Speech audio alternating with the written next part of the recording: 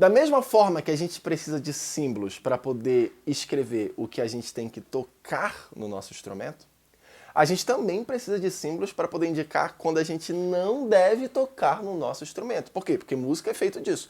Você toca e você não toca, né? É som e silêncio.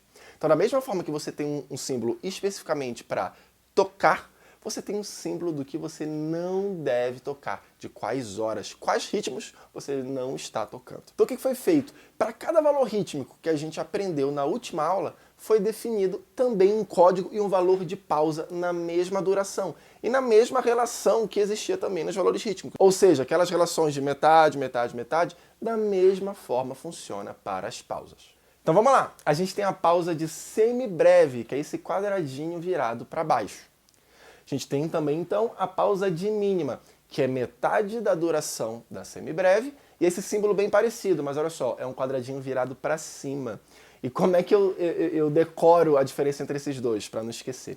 Eu lembro que a semibreve é maior que a mínima, ou seja, ela é mais pesada. Então, a pausa dela, o quadradinho dela, cai, porque ela é mais pesada, porque ela é maior. Então, a pausa de semibreve é o quadradinho para baixo, e a pausa de mínima, sua metade, é o quadradinho para cima.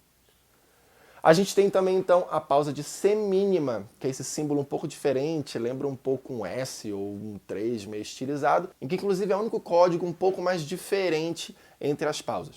Como a gente já sabe, então, a pausa de semínima tem metade da duração da pausa de mínima.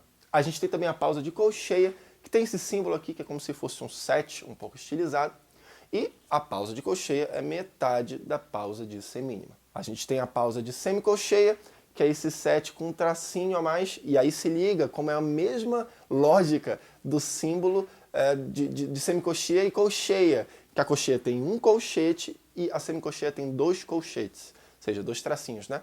Mesma coisa, a pausa de colcheia tem apenas um tracinho e a pausa de semicolcheia tem dois tracinhos. Como a gente já sabe, pausa de semicolcheia é metade da duração da pausa de colcheia. A gente tem a pausa difusa, mais um tracinho nesse nosso símbolo, e metade da duração da pausa de semicolcheia, e a pausa de semifusa, que é metade da duração da pausa difusa, e tem também mais um tracinho nesse símbolo. Pronto, esses são os símbolos. Isso é tudo que você precisa saber para poder escrever ritmos agora. Por quê? Porque você sabe os códigos de som e os códigos de silêncio. E por que eu decidi fazer uma aula só para pausas? Porque aprender pausas, além de, obviamente, ser crucial, porque você tem que saber tocar pausas, né? Você tem que saber o silêncio. Além disso, aprender as pausas e conseguir reconhecer facilmente esses códigos ajuda muito a gente quando a gente for escrever ritmos sincopados. O que são ritmos sincopados? Síncope é qualquer som, qualquer ritmo que é articulado fora do tempo forte, fora da nossa pulsação, fora do que a gente chama de tempo.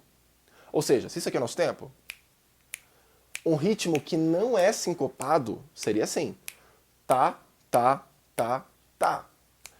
Um ritmo sincopado seria tipo assim, ó. Tá, tá, tá, tá, tá, tá, tá, tá, tá, tá, tá, tá, tá, tá, tá, tá.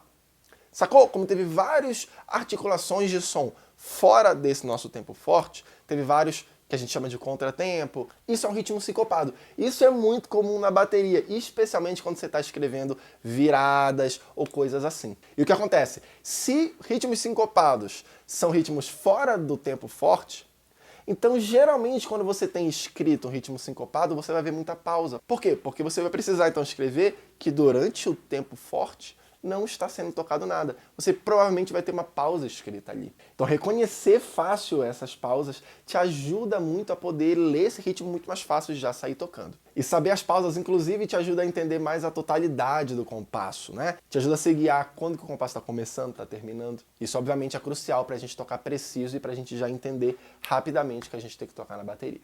Agora, olha só, gente, uma coisa muito importante. É muito comum, na noite, informalmente, tocando com outros músicos ou com os amigos, é muito comum usarem o termo pausa de uma forma não muito precisa. Como assim? É muito comum a gente estar tocando e alguém falar assim: olha só, essa música aqui tem uma pausa no tempo 4. Aí quando você vai tocar, é assim, ó. 1, 2, 3, 4. 1, 2, 3, 4. 1, 2, 3, 4. 1, 2, 3, 4. Beleza, por que isso não é tão preciso? Porque, na verdade, eu estou tocando o tempo 4 e pausando depois. O break, ou também chamado de break ou convenção, é no 4, sequinho, mas existe som no tempo 4. Na partitura não é assim que funciona. Na partitura a pausa é levada de maneira objetiva e precisa. Se é uma pausa no tempo 4, significa que o tempo 4 é de silêncio. Então, se isso estivesse escrito em partitura, ficaria assim, ó.